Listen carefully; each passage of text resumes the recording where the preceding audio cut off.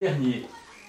Nous voici tels des condamnés à mort, exhibés sur la scène du monde pour servir de spectacle aux anges et aux hommes.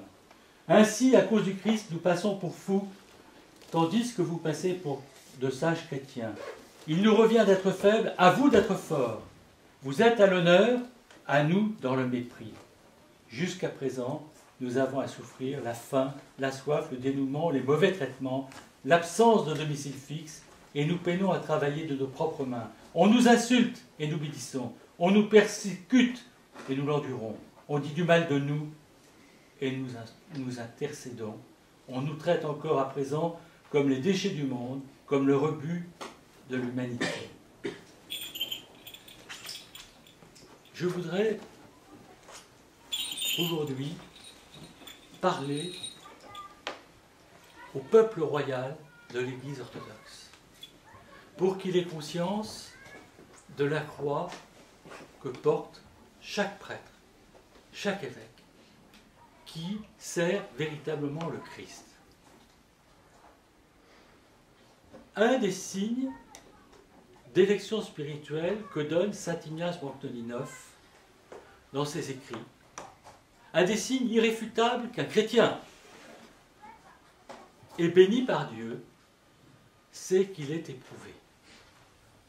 Et il dit, le métal vil n'est pas éprouvé, et l'or est éprouvé par le feu.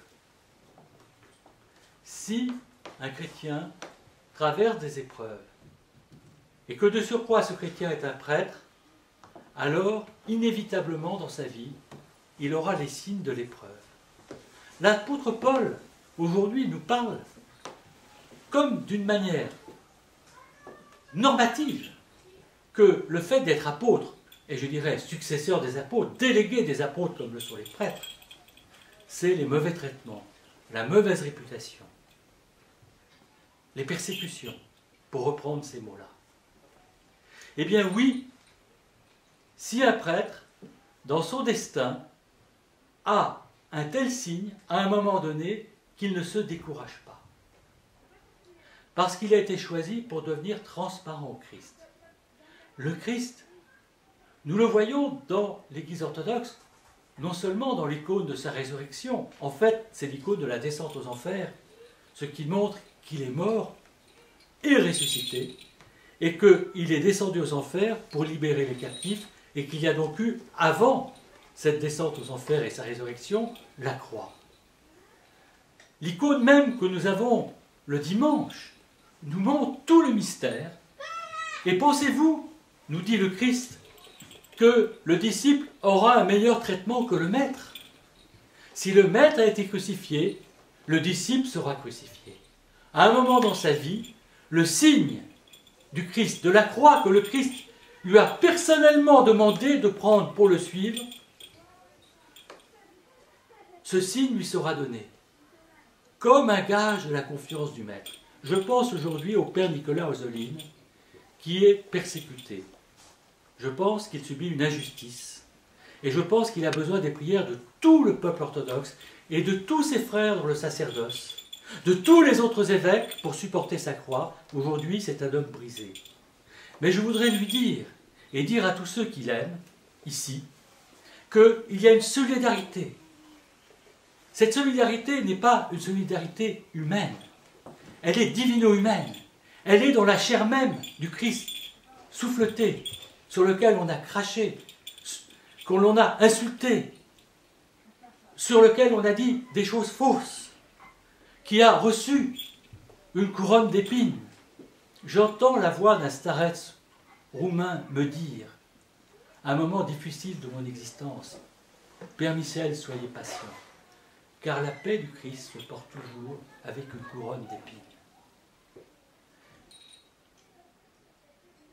La couronne d'épines, celle des épreuves, la couronne sacerdotale et royale, que nous tous chrétiens nous pouvons recevoir dans notre vie, les prêtres la reçoivent encore plus. Quand un prêtre, et par exemple, comme c'est le cas du père Nicolas, séparé de son peuple arbitrairement, un peuple qu'il aime, qui a manifesté qu'il aimait ce prêtre, pensez que la douleur de ce prêtre est comparable en tout point à celle d'une mère qu'on séparerait de son enfant. On arrache la chair de ce prêtre. On le sépare de sa chair parce que je vous assure que dans la chair du Christ, il y a une unité charismatique entre le Père spirituel et ses enfants spirituels et qu'elle appartient au mystère de l'Eucharistie. Quelqu'un qui ose, contre la volonté du peuple, quand le peuple s'est exprimé en disant c'est notre prêtre, qu'aucune faute dogmatique peut lui être imputée, qui ose séparer ce prêtre dans l'arbitraire de son peuple, il commet un péché contre le corps et le sang du Christ. Car ce qui unit un peuple, le peuple royal de Dieu, à chacun de ses prêtres dans le mystère de l'Église, c'est la chair du Christ. Mais quand un prêtre vit cette passion, vit cette douleur, alors il devient participant à la crucifixion du Christ. Il est introduit dans un mystère plus grand que lui. Il se sent faible, il se sent abattu, il se sent démuni. Dieu permet de telles épreuves pour qu'il n'y ait plus que la force du Christ agissante dans ce prêtre. Lui se voit le plus faible de tous, sans qu'il ne peut plus répondre aux questions de ses enfants, qu'il est dans un trouble, ou pense-t-il, il ne peut plus aider ses enfants. Sans le savoir, à son insu, cet homme, et je pense au Père Nicolas en particulier, et à beaucoup d'autres qui, dans leur vie, ont subi de telles choses. Je pense à Saint Nectaire d'Hygiène, le patron de ma modeste cathédrale, qui a été un homme calomnié, crucifié lui aussi avec le Christ. Eh bien, ces hommes-là, quand ils atteignent cette stature à leur insu, deviennent des êtres transparents au Christ. Ne plaignez pas le Père Nicolas qui vit cette épreuve. Non, regardez-le comme uni à la passion du Christ. Il accomplit cette parole mystérieuse, rarement interprétée et très troublante du Christ qui dit « Je souffre pour tout ce qui manque à la passion du Christ ».